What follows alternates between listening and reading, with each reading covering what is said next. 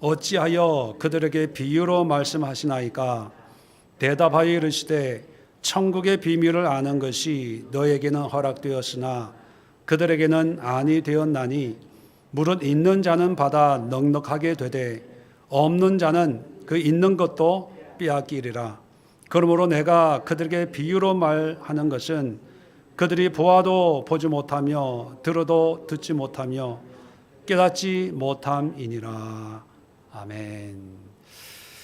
자, 설교 제목은 설교를 듣는 법, 그렇게 제목을 정했지만 더 중요한 것은 성경 말씀도 그렇고 또 하나님의 지혜나 또 계시나 하나님의 마음을 우리가 알아야 되는데 어떻게 하면 하나님의 마음을 알 수 있을까?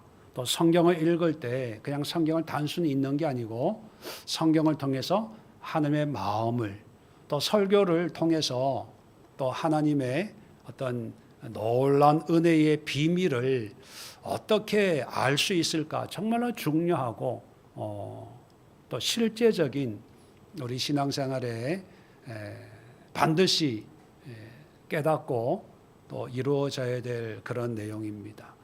그렇지 못하면 참 엉뚱한 대로 신앙이 변질됩니다. 이것은 우리 시대, 우리만의 문제가 아니라 기독교 역사를 통해서 이런 일들이요, 본질에서 벗어난 이런 신앙의 모습이 비일비재하게 일어났는데, 제가 그 한 예를 오늘 설교를 하면서 우리가 하나님의 은혜를, 뜻을 어떻게 알아가야 될까 함께 생각해 보는 시간, 또 기도하는 시간 갖도록 하겠습니다.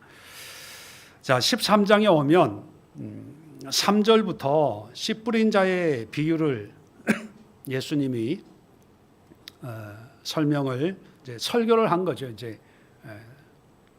2절에 보면 큰 무리가 그에게 모여들거늘, 많은 사람들이 모여들었습니다. 자, 그랬더니만 10절에 씨 뿌린 자의 비유를 통해서 말씀을 전했는데 제자들이 예수님께 이렇게 묻습니다. 어찌하여 그들에게 비유로 말씀하십니까? 왜 갑자기 씨 뿌린 자의 비유를 들어서 설명을 합니까? 가르칩니까? 그랬더니만 11절에 예수님의 대답입니다. 천국의 비밀을 아는 것이 너희에게는 허락되었으나 그들에게는 아니 되었나니. 자, 여기 보면 천국의 비밀을 아는 것 정말 중요합니다. 근데 너희는 누구를 지칭합니까? 제자들이지요. 너희에게는 허락되었으나 그들은 누굽니까? 제자들 외에 다른 유대인들, 많은 무리들입니다. 제자들에게는 천국의 비밀을 아는 것이 허락되었지만 그 사람들에게는 허락이 안 됐다는 거예요. 자, 이게 무슨 언뜻 우리의 어떤 일반적인 생각으로 성경을 읽으면 도저히 이해가 안 돼요. 왜냐하면 비유라는 게 뭡니까? 어려운 어떤 내용을 쉽게 설명하기 위해서 비유적으로 소개하는 방법이 비유 아니겠습니까? 그러면 물론 이제 천국의 비밀에 대해서 예수님이 비유로 씨 뿌린 자의 비유를 들었다는 얘기는 그냥 얘기하면 이 사람들이 알아듣지 못하니까 잘 알아들을 수 있도록 비유로 말씀하시는 거예요. 그러면 사람들이 이 비유를 듣고 이해를 했겠죠. 우리 설교도 그렇지 않습니까? 예화를 들잖아요. 그 예화를 듣는 게 뭡니까? 설교의 내용을 좀 더 쉽게 이해하기 위해서. 그러면 예화를 들면 성도들이 그 설교 본문을 또 말씀을 좀 더 쉽게 이해하게 되지 않습니까? 근데 예수님은 그렇지 않다고 얘기해요.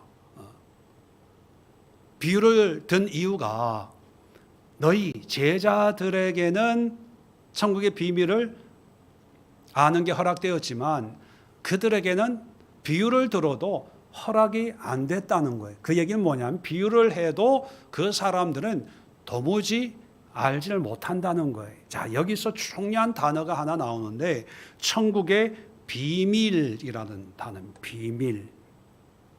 원어를 찾아보면 미스테리온이라는 단어입니다. 미스테리온. 이 미스테리온이라는 단어에서 영어 미스테리라는 단어가 나왔어요. 미스테리라는 의미는 뭡니까? 이해가 되지 않는. 그래서 신학적인 용어로는요, 신비롭다. 그럴 때 미스테리 이런 표현을 씁니다.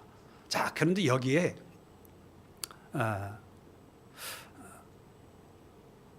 이 한 400년 AD입니다. 기원 후 400년에서 500년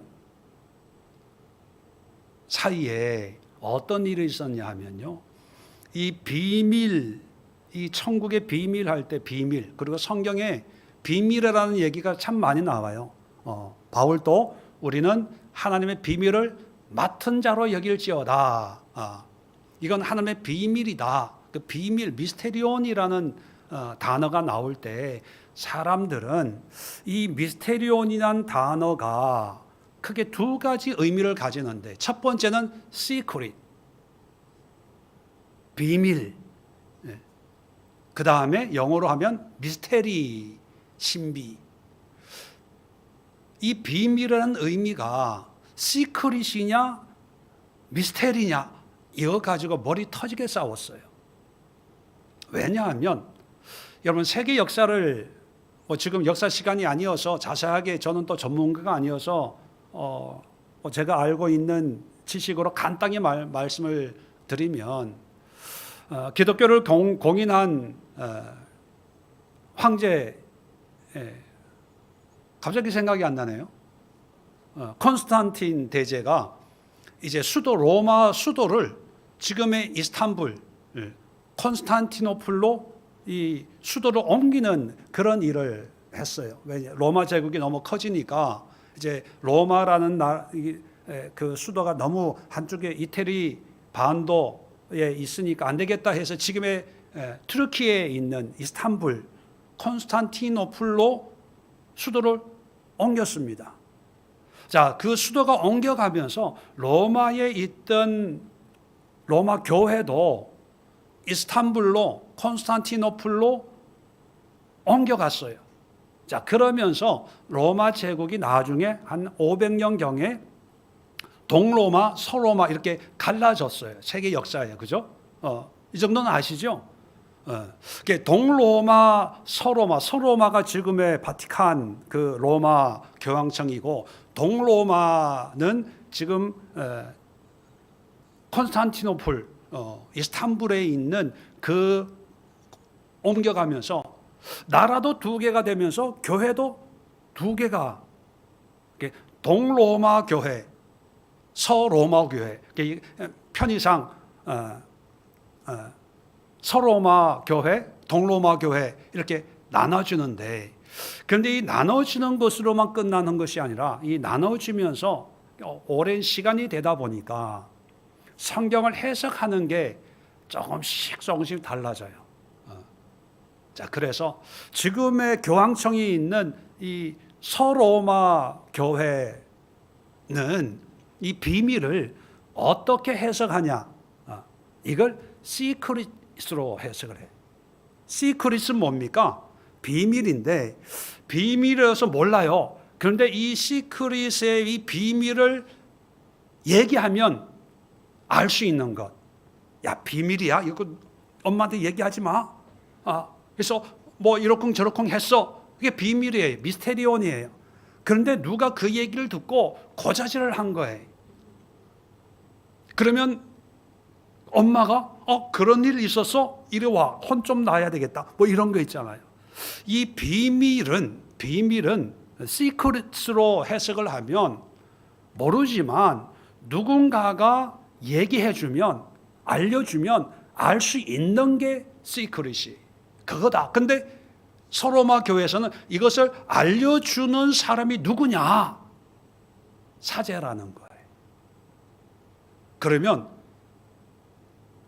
알려줄 수 있는 사람이 유일하게 사제라면 사제의 존재는 어떻게 될까요? 굉장히 평신도들보다 훨씬 위에 권위가 생기는 거예요. 그래서 지금 또 보면 교황, 사제, 신부님 하면 지금 또 이 성경의 비밀을 풀 수 있는 유일한 사람. 그래서 교황 말 한마디면 전 세계에 있는 가톨릭의 모든 어떤 기준이 바뀌고 뭐 이런 일들이 있잖아요. 그런데 동로마 교회는 이제 지금의 그릭 올스톡스 철치라고 그리스 정교회라고 하죠. 이 그리스 정교회는 이 비밀을 어떻게 해석을 하냐 하면 신비로 해석합니다. 그래서 NIV 영어 성경을 보면 이 비밀이라는 이 단어를 다 미스테리로 번역을 해요. 미스테리. 근데 이 미스테리라는 의미는 뭡니까? 아무리 얘기해도 알아요, 몰라요? 몰라요. 그러니까 모르기 때문에 우리 인간의 지식으로는 이해가 안 되기 때문에 뭘 강조할까요?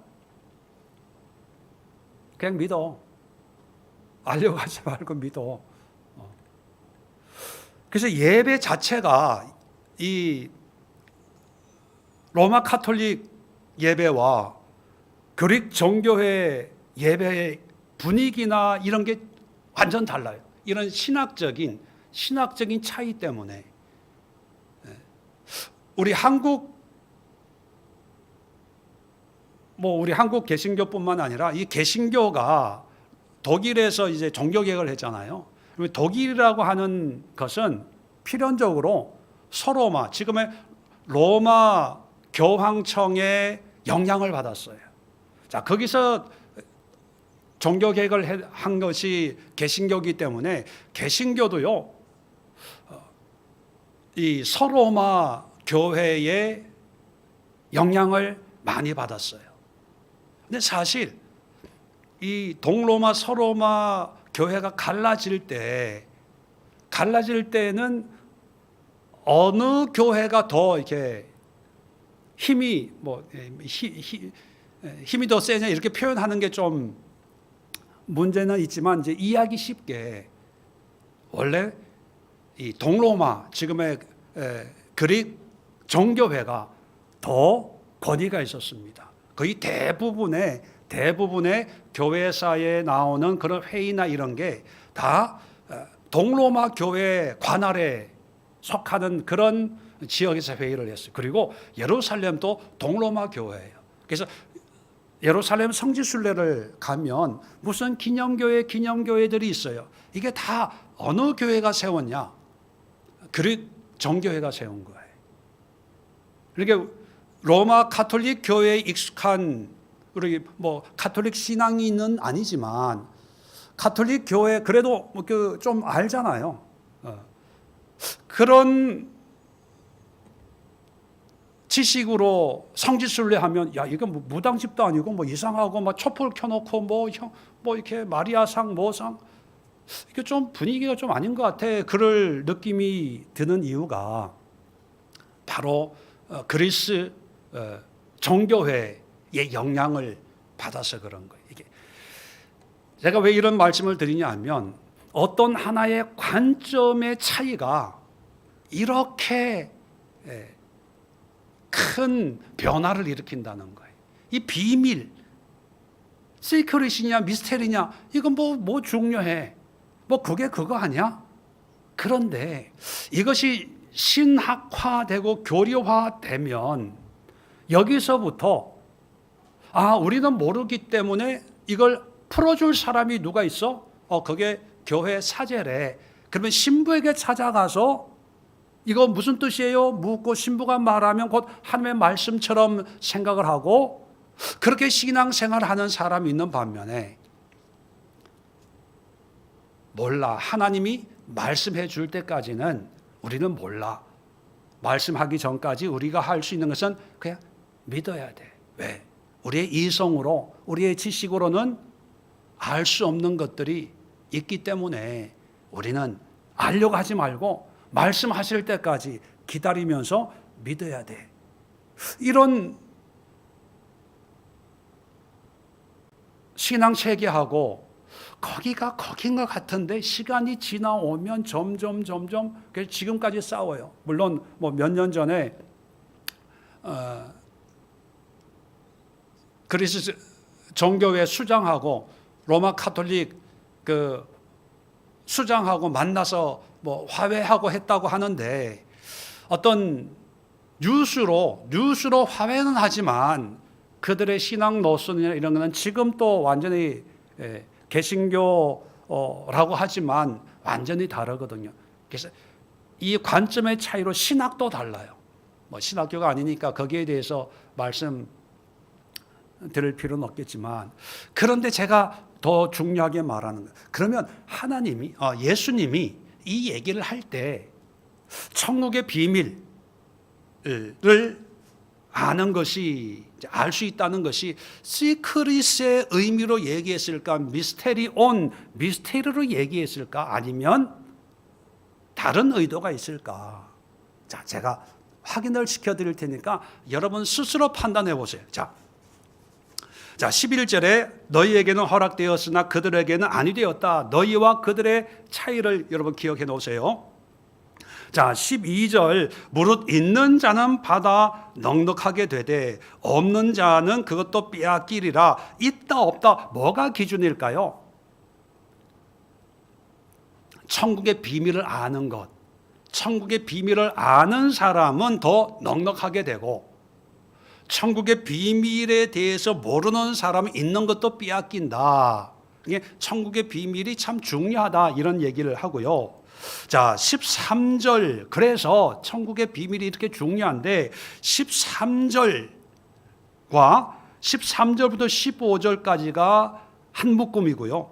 16절부터 17절이 한 묶음이에요. 자, 13절은 내가 그들에게, 아까 11절에 너희와 그들의 차이 기억하라고 그랬죠. 그들은 누굽니까? 무리들이에요. 유대인들. 예. 자, 그들에게 비유로 말하는 것은 그들이 보아도 보지 못하며 들어도 듣지 못하며 깨닫지 못함이니라. 무슨 얘기입니까? 비유로 쉽게 설명한 것은 그 사람들이 보아도 보지 못하고 들어도 듣지 못하고 깨닫지 못한다. 그래서 내가 비유를 한 거야. 그 얘기 뭐냐면 이 사람이 도대체 뭐 알려고 하지도 않고 이해도 못하고 지혜도 없고 지식도 없어서 내가 쉽게 풀어준 거야. 그런 뜻입니다. 1차적으로는. 자, 14절에 보충 설명을 하는데 말씀을 하나 인용합니다. 이사야의 예언이 그들에게 이루어졌으니 일렀으되 너희가 듣기는 들어도 깨닫지 못할 것이요 보기는 보아도 알지 못하리라. 이 백성들의 마음이 완악하여져서 그 귀는 듣기에 둔하고 눈은 감았으며 이는 눈으로 보고 귀로 듣고 마음으로 깨달아 돌이켜 내게 고침을 받을까 두려워함이라. 이게 이사야 6장에 나오는 아주 유명한 말씀입니다. 이사야가 이제 하나님이 이사야에 부르시는 장면인데, 내가 입술이 부정한 사람입니다 했을 때 숯불로 입술을 지어서 이제 깨끗하게 됐다 그렇게 말씀하시고, 내가 누구를 보낼고 했을 때 이사야가 내가 여기 있사오니 나를 보내소서, 여러분 다 아시잖아요. 그 다음에 하나님이 이사야에게 주신 사명이에요. 나중에 집에 가서 한번 이사야 6장을 읽어보시면 자세히 알겠지만 거기에 하나님이 이런 말씀합니다. 너는 가서 이 사람들이 은혜 받지 못하게 해라. 마음을 닫고 눈을 닫고 귀를 닫게 해라. 그렇게 얘기를 해요. 언뜻 문자적으로 보면 하나님이 유다 사람들이 은혜 받고 회개하고 주께 돌아오는 것을 싫어하시는구나라고 오해할 수가 있어요. 그런데 이것은 어떤 고대 이스라엘의 어떤 수사법을 이해를 해야 됩니다. 내용적으로도요. 그래서 이사야가 사역을 할 때, 야, 하나님 믿지 마. 은혜 받지만 이렇게 얘기한 적 한 번도 없어요. 계속해서 회개하라, 주께로 돌아와라, 하나님의 심판이 있다, 회개해라, 계속 하나님의 은혜로 돌아오는 걸 설교했거든요. 근데 하나님이 눈을 닫고 귀를 닫고 마음을 닫고 하도록 해라, 나에게 은혜 받지 못하고 패역한 백성들이 나의 심판을 받도록 해라, 이렇게 얘기한 거는 그건 반어법이라고 볼 수가 있어요. 왜냐하면 워낙 사람들이 강팍해서, 워낙 사람들이 고집이 세서 하나님의 말씀을 들으려고 하지 않는다는 거예요. 자, 그게 이제 15절의 말씀인데, 이 백성의 마음이 완악하여져서 귀로 듣기에 둔하고 눈은 감았으니 이는 눈으로 보고 귀로 듣고 마음을 깨달아 돌이켜 내가 고침을 받을까 두려워하는 거예요. 의도적으로, 이건 하나님이 이렇게 만든 게 아니고 사람들이 하나님께 관심이 없는 거예요. 관심이 없어서 눈을 감고 귀를 닫고 마음을 깨달아서 회개하게 될까, 은혜 받을까 봐 겁나서 은혜를 안 받는다는 그 말씀을 언급하면 이 말씀이 이루어졌다.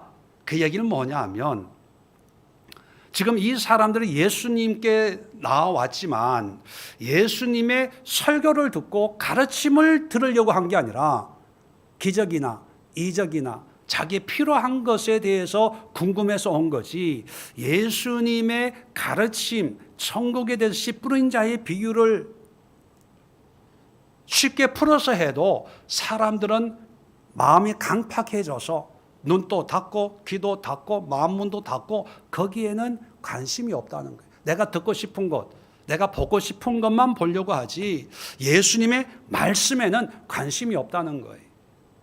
만약에 예수님이 설교하는 목사라면 그런 마음이죠. 목사님 설교 간단하게 하고 기도해 주세요, 은사 집회해 주세요, 뭐 이런 마음이라는 거예요. 자, 이게 그들의 영적인 상태고 심리 상태라면 16절, 그러나 너희는 누굽니까? 제자들이에요. 11절에 보면 천국의 비밀을 아는 것이 너에게 허락되었어. 비밀이 허락된 사람, 너희는 눈으로 봄으로, 너희 귀는 들음으로 복이 있도다. 반대예요. 저희는 눈을 감고 귀를 닫고 마음을 닫아요. 왜? 은혜 안 받으려고. 근데 이 제자들은 눈으로 봐요, 귀로 들어요. 그래서 복이 있다. 그러면서 17절에 이렇게 얘기합니다. 내가 진실로 너에게 이르노니 많은 선지자와 의인이 너희가 보는 것을 보고자 하여도 보지 못하였고 너희가 듣는 것을 듣고자 하여도 듣지 못하였다.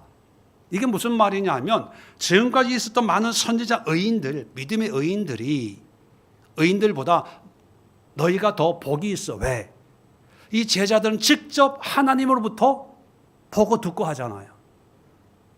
선지자들은 하나님의 말씀만 받아서 그 말씀만 전하는 그런 역할을 했다면, 그런 선지자나 의인들보다 훨씬 이 제자들이 하나님이신 예수님으로부터 직접 말씀을 듣고 또 행하는 이적과 기적을 직접 목격하고 그 은혜를 누리니까 너희들은 정말 복 있는 사람이야, 이렇게 얘기하는 거예요. 자, 그러면서 18절에 씨 뿌리는 비유를 들으라 하면서 설명을 해줘요. 누구에게 설명합니까? 너희 제자들, 천국의 비밀을 아는 게 허락된 사람들. 자, 그러면 여러분, 천국의 비밀을 알 수 있도록 허락된 사람은 어떤 사람이라고요?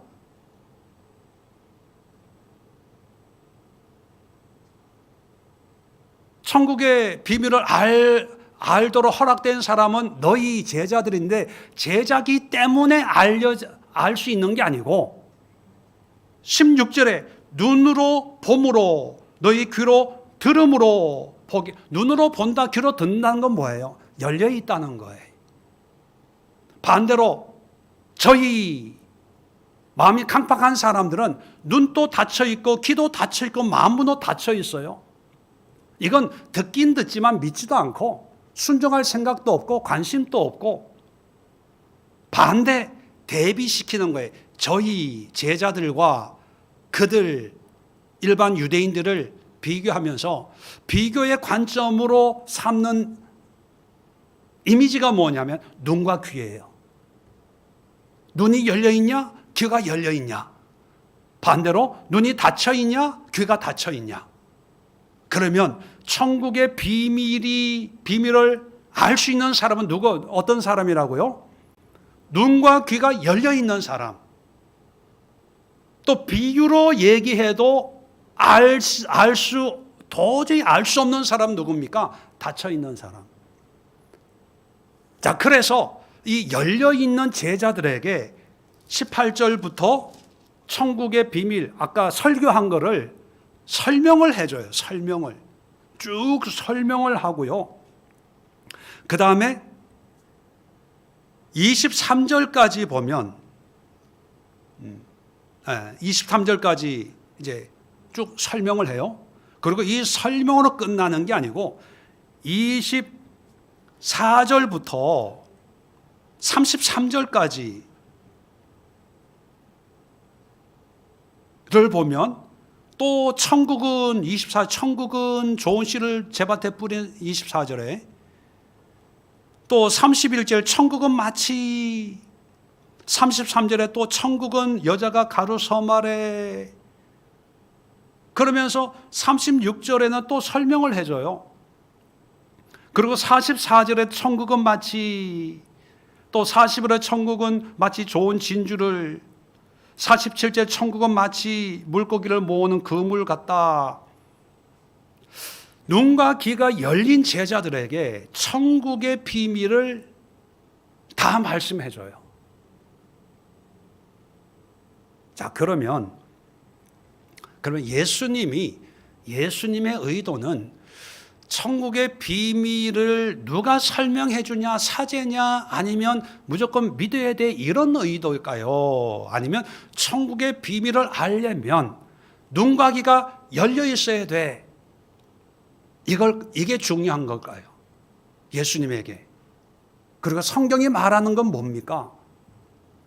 이게 시크릿이냐 미스테리냐 이걸 얘기해요? 아니면 우리의 눈을 열고 귀를 열고 마음 문을 열고 하나님의 말씀, 성경 말씀, 목사님의 설교 말씀을 듣고 깨닫고 하나님의 뜻이 무엇인지 분별하는 사람에게 하나님이 천국의 비밀을 알 수 있도록 허락하셨다. 여러분, 사실 예수님은 시크릿이냐 미스테리냐 관심 없어요. 시크릿일 수도 있어요. 또 미스테리, 우리가 어떻게 하나님 천국을 또 신앙을 구원을 우리의 이성을 다 알 수 있겠습니까? 영적인 거에 대해서는 알려주면 깨달을 수 있는 부분도 있고 또 알려준다고 해도 도저히 모르는 게 있어요. 우리가 천국에 대해서, 그죠?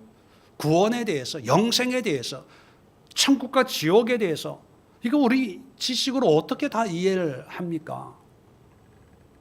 시크릿도 있고 미스테리한 것도 있어요. 근데 이거 싸울 문제입니까? 싸울 문제가 아니고 예수님이 강조하는 성경의 내용은 뭐냐 하면 하나님의 말씀에 눈을 열고 귀를 열고 마음을 열고 하나님의 말씀에 아멘하고 순종하고 그 말씀을 내 것으로 만들려고 눈을 똘방똘방하게 또 떨어지는 콩고물이라도 먹는 주인 앞에 개처럼 예수님 그런 비유도 쓰셨잖아요. 그처럼 예수님을 반짝반짝 빛나는 눈으로 바라보는 그런 사람에게 처음엔 제자들도 이해가 안 됐잖아요. 비유로 했는데도 제자들이 이해를 못했어요. 근데 예수님이 그런 제자들에게 설명을 해줘요. 설명을 해주는 것뿐만 아니라 천국에 대해서 집에 가서 한번 읽어보세요. 7가지 천국의 이야기를 해줘요. 씨 뿌린 자의 비유, 누룩의 비유, 가라지의 비유, 감추인 보화, 진주 장사, 그물로 잡은 물고기, 7가지의 천국에 대한 비유를 제자들에게 얘기를 해줘요. 그리고 가라지의 비유는요, 또 설명까지 해줘요. 예수님이 지금 일반 유대인들과 제자들 차별하는 게 아니고 모든 사람에게 천국에 대해서 설명을 해주려고 가장 다 알아듣기 쉬운 비유로 설명을 해줬어요. 그런데 다 웬만하면 알아들을 수 있는 그런 비유인데도 사람들은 못 알아들어요. 왜? 설교가 어려워, 예수님의 설교가 어려워서가 아니라 아까 15절에 뭐라고 기록되어 있어요? 마음이 완악하여져서 귀는 듣기에 둔하고 눈은 감았고 눈으로 보고 귀로 듣고 마음으로 깨달아 돌이켜 내게 고침을 받을까 두려워. 다시 말하면 은혜 안 받는 게 예수님의 설교가 어려워서가 아니라 자신들의 강팍한 심령 때문에 비유로 해도 이해를 못하는 거예요. 비유로 해도. 이사야 선지자에게는요, 더 하나님이 적나라하게 언제까지 내가 이 사람들이 하나님의 말씀 듣지 못하게 눈 가리고 귀 가리고 마음 가리고 해야 됩니까? 했을 때 하나님이 뭐라 그러냐 하면 나라가 망하고 포로로 끌려갈 때까지 해라. 그리고 그들의 10분의 1이 남아있을 때까지 해라. 그러면서 하신 말씀이 상수리 나무가 배임을 당해도 그루터기가 남아있는 것이 내 거룩한 씨가. 여러분, 나무와 씨는 엄청난 차이거든요. 큰 나무가 배임을 당할 때까지, 이건 유다의 멸망을 얘기하는 거거든요. 한마디로 얘기하면 이 사람들은 멸망당해봐야 정신 차릴 사람이야. 희망이 없어. 내 거룩한 그루터기가 내 거룩한 씨다라고 하는 것은 새로 시작할 거야, 이런 뜻이에요. 그러니까 하나님이 보시기에 이 완악함은 정말 어떻게 손대서 개선의 여지가 없는 상태, 그런 상태를 이사야에게 말씀하고 역사적으로 바벨론 포로로 끌려갔잖아요. 근데 똑같은 말씀을 예수님이 이스라엘 사람 유대인들 앞에 이 말씀을 인용하고 있거든요. 그 얘기는 뭐냐면 똑같다는 거예요. 그 얘기는 뭐냐면 문제는 뭐냐? 신학적으로 교리적으로 이거냐 저거냐 이게 싸울 게 아니고 뭐가 맞냐 뭐가 틀리냐. 물론 이단들은 우리가 조심해야죠. 사이비들은 신천지나 요즘에 통일교 이런 것들은 싸그리 짓밟아서 그냥 쓰레기 분리수거를 하든지. 왜냐하면 저도 처음 몰랐는데요, 통일교 요즘에 종종 그 교리들이 나오거든요. 통일교 교리 들어가면 예수님이 지옥 갔대요. 왜? 십자가에서 죽어서 하나님의 사명을 감당을 못했다는, 실패했다는 거예요. 실패해서 지옥 갔고, 그래서 예수가 실패한 걸 누가 완성했냐? 문선명이가. 그리고 그 문선명이가 해놓은 거를 이어서 한 학자가, 그게 참 어머니예요. 참 어머니, 참 아버지, 참 어머니. 이런 것들은 지옥 가야 돼요. 근데 이런 사이비, 이단 이런 건 뭐 말하면 뭐 입만 아프지만, 그러나 우리가 정통 교회 교리에서 이거냐 저거냐, 방언을 하냐 안 하냐, 성령의 역사가 있냐, 이거는 어떻게 보면 뭐 아빠가 좋아 엄마가 좋아 그거예요. 아빠가 좋다는 아이들은요, 아빠의 사랑을 받았으니까 아빠가 좋다는 거고, 엄마가 좋다는 아이는 아빠보다 엄마의 사랑이 더 크다고 생각하는가 그런 거예요. 성령이 뭐 어쩌고 방언, 그건 제가 볼 때 경험의 뭐 어떤 체험의 영역이지 그게 뭐 그렇다고 지옥 가고 그렇게는 생각하지 않습니다. 중요한 것은 그것보다 더 근본적으로 중요한 것은 우리의 마음 상태예요. 눈이 다치고 귀가 다친 이유가 마음 때문이거든요. 마음이 강팍해서, 완악해서. 근데 사람들은 자기 마음이 완악하고 강팍해서라고 생각하지 않고 예수님의 설교가 너무 어려워. 비유로 했는데도 좀 더 쉽게. 근데 예수님은 알아요. 아무리 쉽게 해도 이 사람도 눈을 가리고 귀를 닫고 마음을 닫고 있을 거라. 왜? 자기들이 원하는 게 아니니까. 자기들이 기대했던 게 아니니까. 근데 자기들이 원하는 걸 해주면 뭐 지금도 큰 무리라고 했잖아요. 큰 무리가 지금 이 예수님 앞에 모여들거든 배에 올라 앉으시고 온 무리는 해변에 얼마나 많았는지 배 타고 배에서 이렇게 설교할 정도로 이런 무리인데 예수님이 이 사람들을 다 완악하고 강팍하고 하나님의 비밀, 천국의 비밀을 아는 것이 허락해 줄 수가 없어. 이건 하나님이 의도적으로 이들의 마음을 가로막고 있다는 얘기가 아니고요. 이들의 마음 상태를 볼 때 어떤 은혜도 허용할 수 없는 그런 아주 악하고 악한 상태라는 거예요. 그러면 뭐 제가 설교 제목으로는 뭐 설교를 듣는 법 뭐 이렇게 했지만 우리가 말씀을 읽고 은혜 받고 또 말씀의 비밀을 깨닫잖아요. 또 설교를 통해서 하나님의 은혜의 비밀을 깨닫고 또 하나님의 어떤 그런 신묘막측한 하나님의 역사를 알 수 있도록 허락받기 위해서는 우리가 어떤 마음 자세를 가지고 있어야 될까요?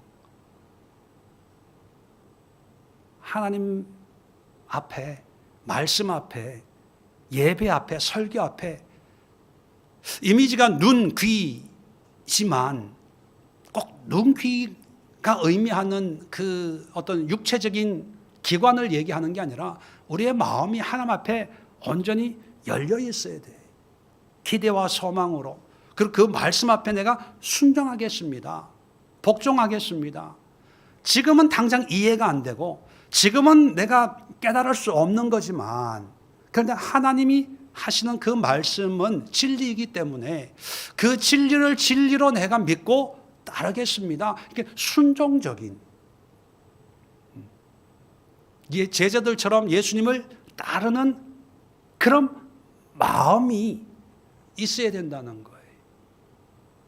그런 마음 없이 그냥 앉아 있으면 여러분 예수님이 설교해도 은혜 안 된다니까요.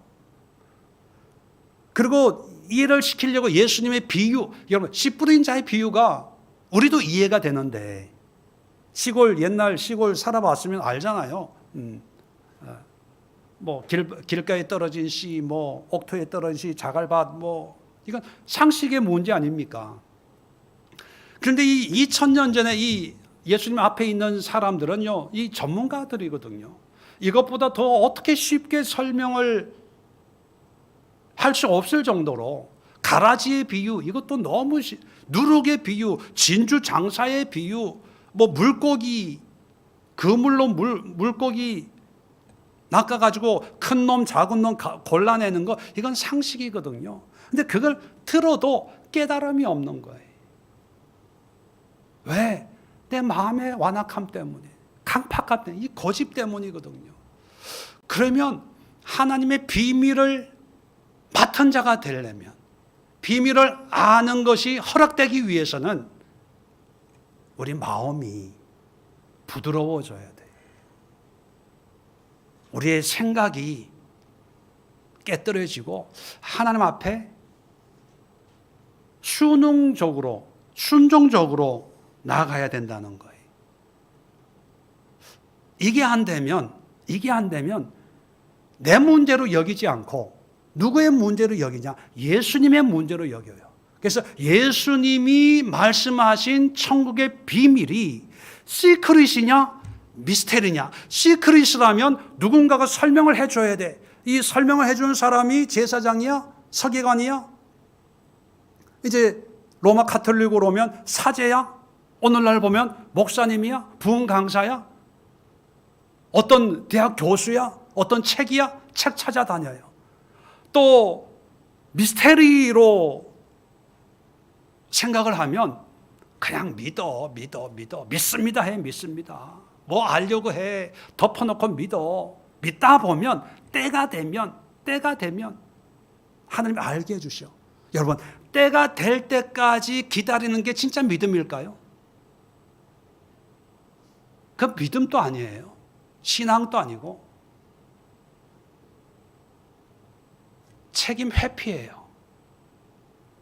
근데 그게 자기는 믿음이라고 착각하는 사람들이 얼마나 많겠어요.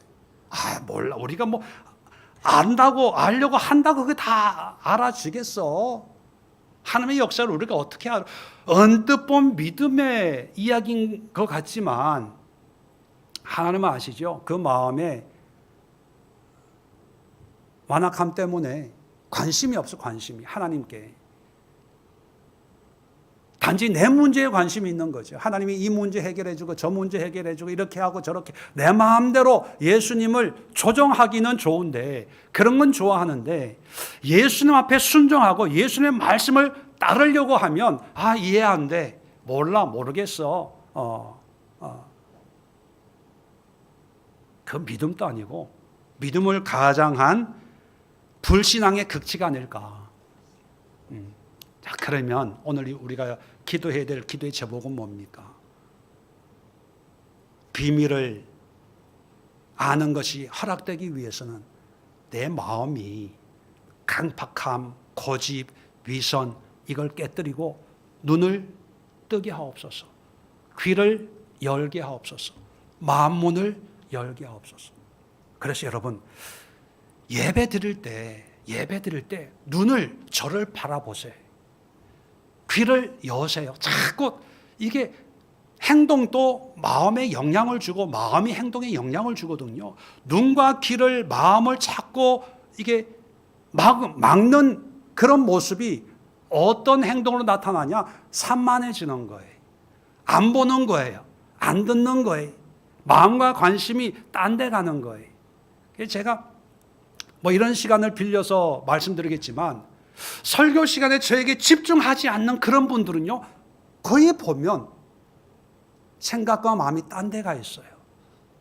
딴 데 가 있다는 얘기는요, 설교에 듣긴 듣고 지식은 얻어요.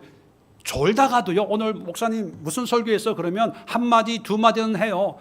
그러면 졸았는데 그 들을 건 다 들었네? 듣긴 뭘 다 들어요. 그거 하나 아는데. 근데 여러분, 설교는 듣지만 비밀을 깨닫지 못한다는 거예요. 이게 중요한 거예요. 듣는다고 그게 내가 들은 게 비밀이라고 생각하면 안 돼요. 누구나 다 씨 뿌린 자의 비유는 다 들었어요. 그런데 비밀은 누구만 들어요? 나중에 설명을 해주잖아요. 제자들만 들어요. 설교 듣는다고 다가 아니에요. 우리의 관심은 성경을 일독하는 게 그나마 급선무라서 이번에 신년 시작하면서 보니까 다들 기도 제목에 성경 일독하게 해주세요. 저는 그걸 보면서 담임 목사로서 낙심이 됐어요. 한 해를 시작하면서 우리 성도들이 1년 계획이 성경 1독밖에 안 돼. 이게 부끄러웠어요. 목사로 자존심 상했어요. 성경 1독 정도는요, 그냥 하는 거예요. 기도 제목으로 쓰는 게 아니고 하나님의 비밀을 알게 하옵소서. 이제 신앙생활을 몇십 년 하고 있는데 비밀을 아는, 오늘 설교 들었어, 예배 드렸어, 그게 아니라 별로 능력 없는 목사이지만 그 목사의 설교와 그 말씀을 통해서 하나님의 비밀을 하나 깨닫고 돌아가는 게, 그게 목사의 능력이 아니라 성도의 영성이에요. 여러분의 영성. 주일 설교에 제가 성경 본문 한 장만, 한 절, 두 절만 읽고 강대상에서 내려가도, 예배 끝나도요, 그건 목사의 실력이죠. 근데 성도의 영성은 뭐냐면 그 말씀 한두 구절 속에, 단어 하나 속에 하나님의 비밀을 깨닫는 것. 그게 여러분들이 돼야 되는 거예요. 언제 목사님 설교 좋냐 안 좋냐, 은혜 받았냐 안 받았냐, 오늘 어떤 말씀이었어, 이것 가지고 논하겠어요. 여러분은 제가 말씀드렸죠. 시크릿일 수도 있고 미스테리일 수도 있어요. 만약에 성경 말씀에 시크릿이라면 목사가 중요한 거죠. 목사가 그 비밀을 알려줘야 성도들이 아니까. 그런 부분도 있어요. 그런데 또 미스테리, 신비의 영역이 있어요. 목사는 이런 소리 했는데 성령께서 하나님의 비밀을 또, 이런 하나님의 계획이 있구나, 알게 하는 부분도 있거든요. 이게 목사의 설교에 목숨 걸지 말고 목사가 하는 말씀에 목숨 걸어서 그 말씀이 오늘 예배를 통해서 내가 또 하나의 하나님의 비밀을 깨달았어, 나에게 알려주었어, 깨닫게 해주셨어. 그러려면 눈과 귀가, 마음이 열려 있어야 돼. 열려 있으려면 설교하는 목사의 눈을 뚫어지게 쳐다봐야 되고, 목사의 말 한마디 한마디를 들으려고 애써야 되고요, 목사의 설교의 의미와 그 내용을 마음으로 느끼려고 마음이 열려 있어야 돼요. 그러려면 우리의 자세가 어떻게 돼야 될까요? 핸드폰이 옆에 있어도 관심 안 가져요. 옆에 아이들이 울고 뭘 해도 그게 관심이 없어요. 예배 말씀에 집중하는 거예요. 목사에게 집중하는 게 아니라 말씀에 집중하는 거예요. 그걸 제자들에게 너희가 눈으로 봄으로 귀로 들음으로 복이 있도다. 그래서 천국의 비밀을 알려주는 거예요. 저는 성령님께서 오늘날도 저 목사에게 집중했다고 비밀을 알려주는 게 아니라, 목사가 전하는 그 말씀에 집중한다면 제자들에게 알려주는 것처럼 성령께서 여러분들에게도 천국의 비밀이 아니라 신앙의 비밀, 여러분의 인생의 비밀, 여러분의 삶의 비밀, 해결되지 않는 그런 문제의 비밀을 충분히 성령께서 말씀해 준다고 믿습니다. 오늘 이 시간 작정하고 한번 기도합시다. 주여, 내 마음을 부드럽게 하옵소서. 내 안에 강팍함이 있어서, 완악함이 있어서 자꾸 눈을 가립니다. 귀를 가립니다. 마음문을 가립니다. 그리고 따집니다. 시크릿이냐 미스테리온이냐, 목사님이 저렇게 말씀하는 게 저게 맞냐 틀리냐 자꾸 따지는 게, 이게 강팍해서 그런 거예요. 강팍해서 회개하셔야 돼요. 뭐 목사가 뭐 완전합니까? 완벽합니까? 예수님의 말씀을 듣는 사람들도 그랬다면 뭐 우리야 뭐 하겠습니까? 어느 정도겠어요? 참 회개하고 통회하고, 주여 비밀을 알게 하옵소서. 비밀을 아는 게 허락된 자의 모습이 되게 하옵소서. 나를 불쌍히 여겨 주옵소서. 나의 완악하고 강팍하고 교만하고 무지한 나를 불쌍히 여겨 주시고 나의 눈을, 나의 귀를 여시옵소서. 주여 한번 힘차게 외치고 합심해서 기도하도록 하겠습니다. 주여